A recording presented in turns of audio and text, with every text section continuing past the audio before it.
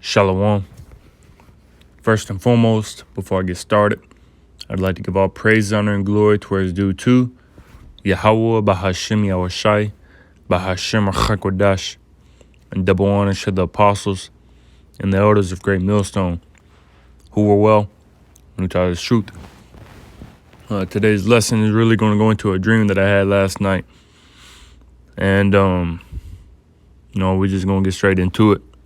Because as you see on the screen, this is, a close representation, of what I seen.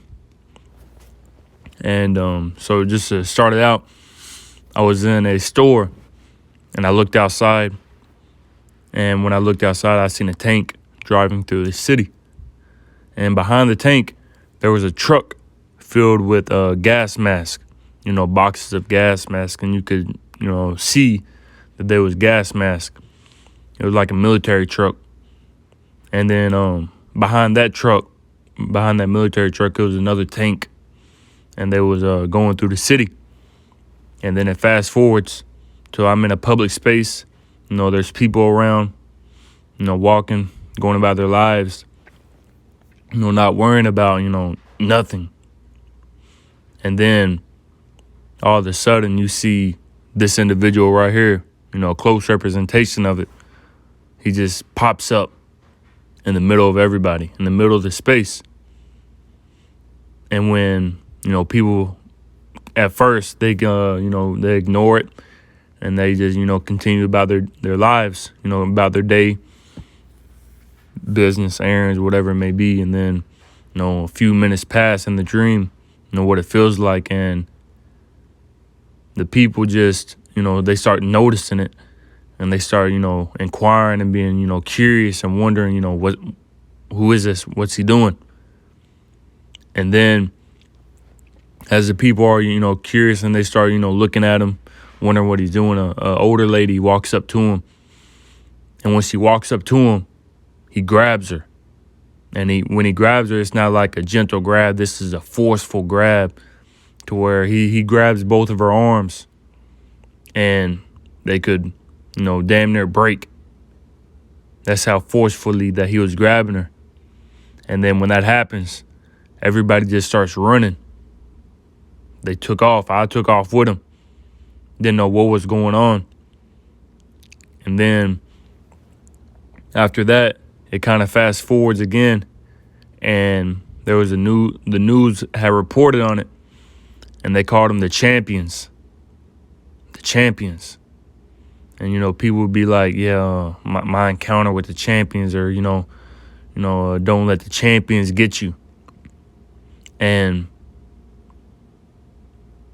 when that happened, people would speak about how they would be running, hiding, not allowing and not letting the champions get them, because there was no telling where they would take you when they caught you, And when the news had reported on it, I look at it as, there was people, from the government, military men, because the news isn't going to report on somebody that is bad for society, evil, as a champion.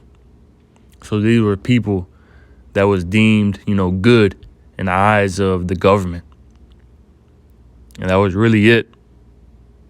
Some other things happened that I really don't remember, but that was really the gist of it. Because, and as I was, telling it to the bros, they was, saying that, hey, that could be, another, pandemic, a forceful pandemic, martial law, whatever it may be. These things are coming down the pipe to where Esau ain't going to be playing anymore. So really that was it. So, and there wasn't just one, it was, many of them, military men dressed in these suits, grabbing people up. So real quick, let's get this real quick, because Esau is about to come down with a great wrath.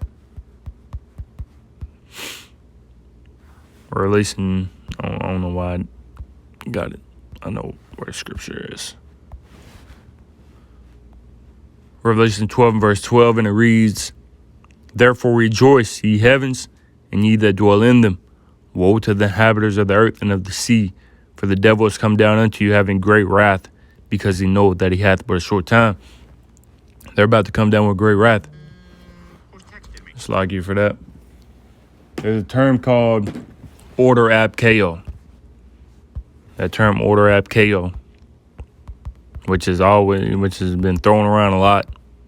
Order ab chaos. Order ab chaos is a Latin phrase that translates to order out of the chaos. It has multiple meanings.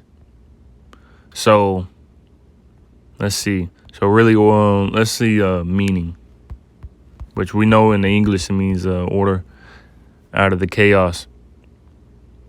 It can be used to describe the idea that order can emerge from chaos, or the mission of bringing order to chaos, which is really the first one.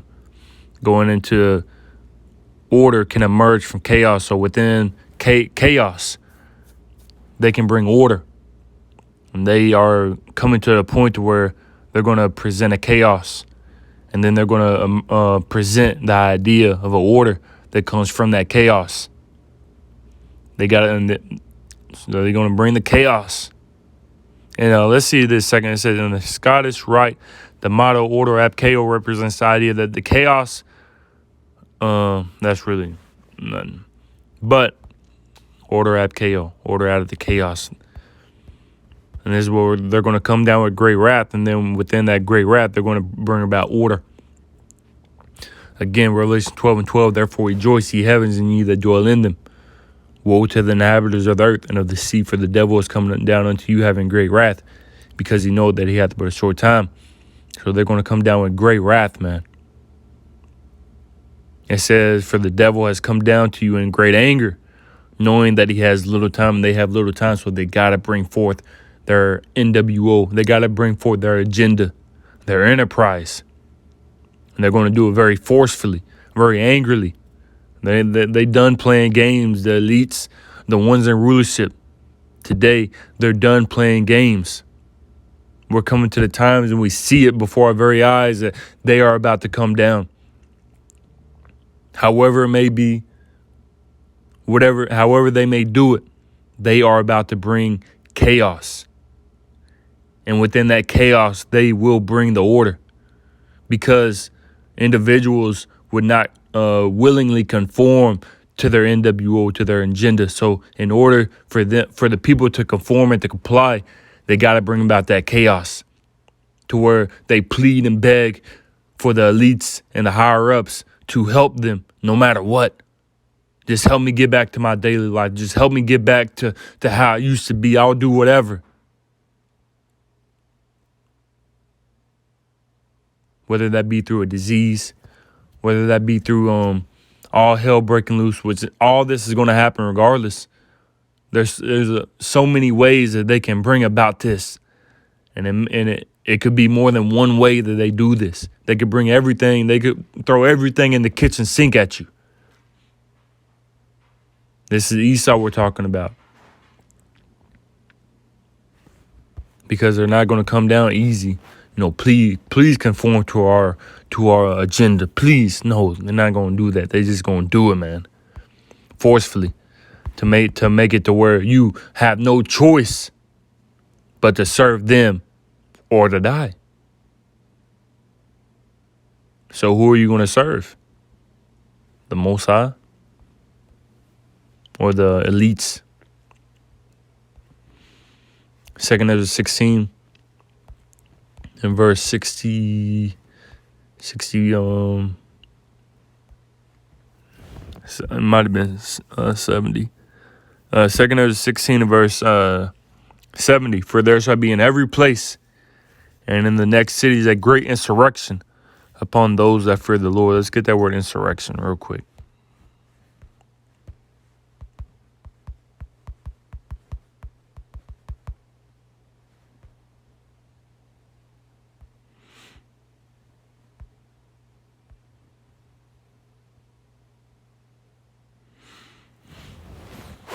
It says a violent uprising against authority or government, rebellion, uprising, rising, rioting, sedition, civil disobedience, civil disorder, fighting in the streets. So there's going to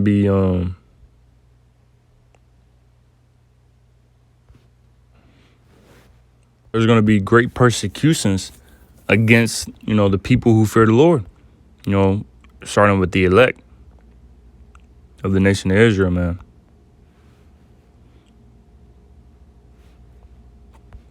A very violent uprising, a very violent persecution against those who fear the Lord.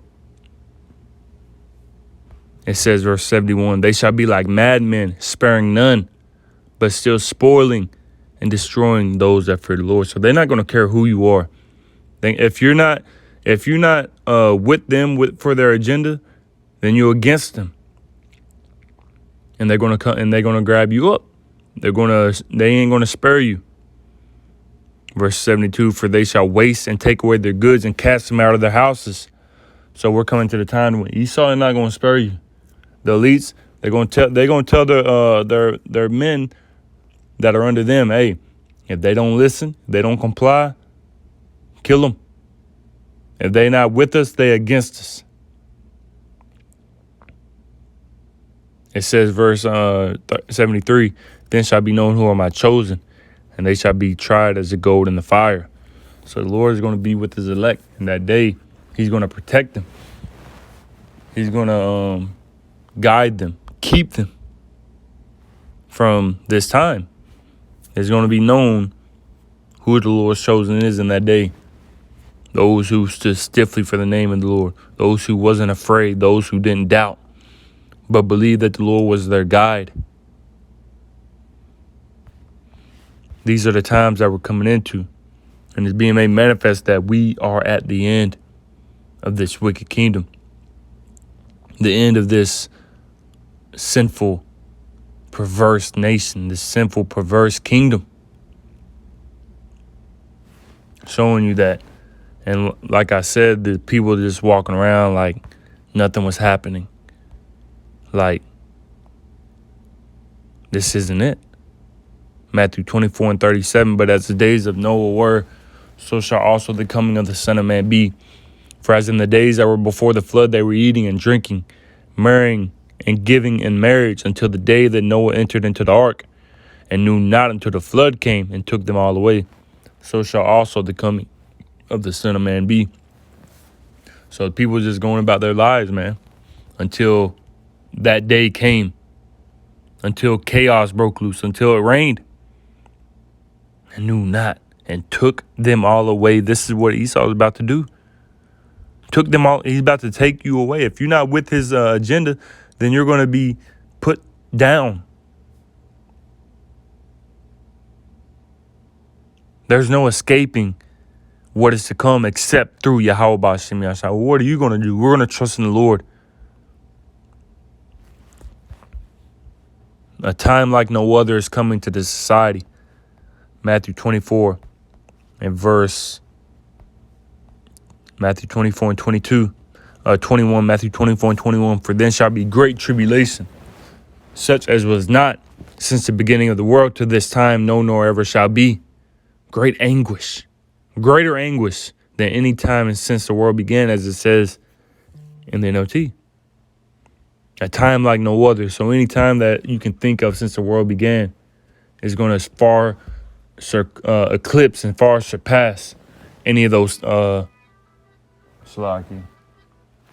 going to far eclipse and far surpass any of those events that have happened since the world began. Slavery, the Big H, the flood. Anything that you can think of is going to far surpass it, man. And magnitude and intensity.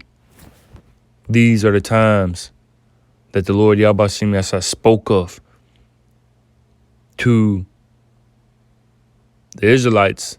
If you don't repent, if you don't follow after me, then you will be caught up in this judgment that he is bringing.